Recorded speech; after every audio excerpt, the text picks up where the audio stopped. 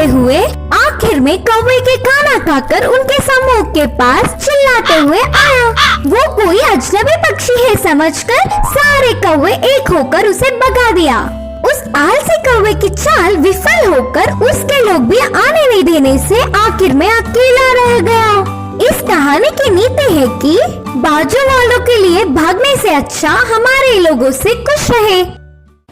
जादुई बिजली। एक गांव में रामू, सोनू और मोनू नामक 3 दोस्त रहा करते थे। रामू एक किसान था, वो खेत में काम करके खुश रहता था। सोनू एक दूध वाला था, मोनू एक दुकानदार था।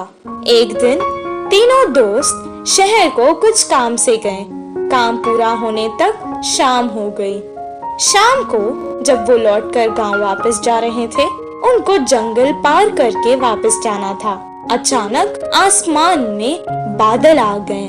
कुछ देर तीनों दोस्त एक दूसरे से मशवरा करने लगे, फिर आगे चलते रहे। अचानक बादलों में बिजलियां कड़कना शुरू हो गई। वो डर गए। सोनू ने कहा, बाप रे, बिजली को देख रहे हो? लगता है आज तो हम जंगल में ही फंस जाएंगे। हाँ हाँ, सही कहा तुमने।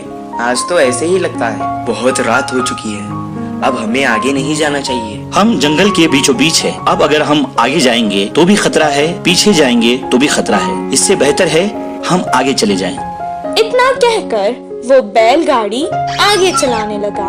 थोड़ी दूर जाते ही जोरों की बारिश शुरू हो गई।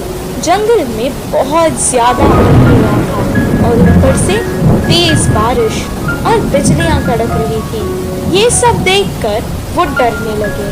अचानक उनकी बैलगाड़ी के सामने एक बड़ा सा पत्थर आ गिरा। तीनों बैलगाड़ी से उतर गए और एक पेड़ के नीचे रुक गए। मैंने तो पहले ही कहा था वापस चले जाएंगे। सब देखो क्या हो गया। तुमने रामू की बात मानी ना, ऐसे ही होना था। पेड़ के नीचे खड़ के वो बारिश के कम होने का इंतजार करने लगे। आसमान से एक बहुत बड़ी बिजली उनके आगे खड़कने लगी।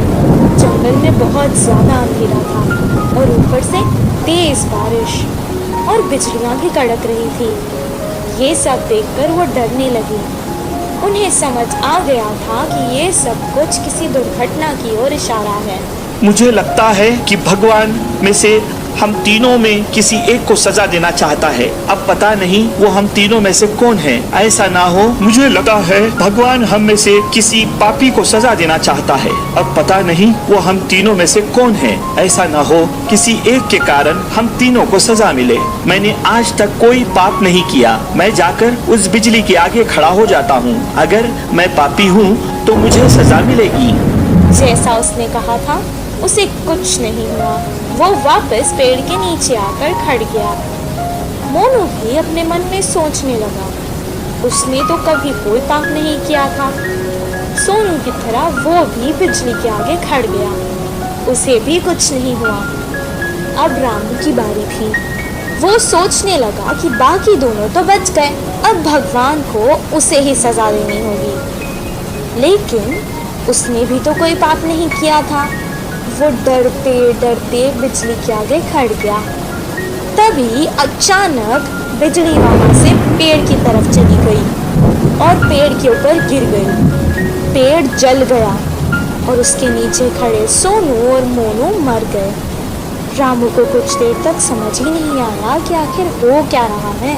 दोनों दोस्तों की मौत पर वो बहुत दुखी हुआ और रोने लगा। हे भगवान, ये क्या हो गया? अगर अब मैं इन दोनों के बिना गांव जाऊंगा तो गांव के लोग मुझे ही इनका मौत का जिम्मेदार समझेंगे और मेरी बहुत बेइज्जती होगी। इससे बेहतर है मैं यहीं अपने दोस्तों के साथ मर जाता हूँ। रामू बहुत देर तक रोने लगा और रोते रोते वो भी मर गया। और अचानक एक देवी आकाश से प्रकट हुई और वो रामू की अच्छाई से बहुत खुश हुई, इसलिए उसने तीनों को जीवित कर दिया।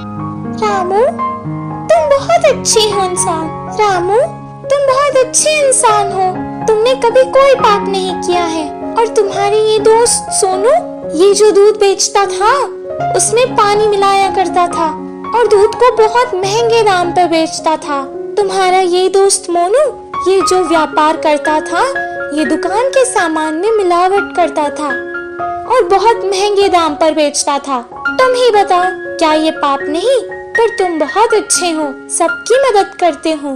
तुमने ऐसे पापियों के लिए अपनी जान दे दी। मुझे अच्छा लगा।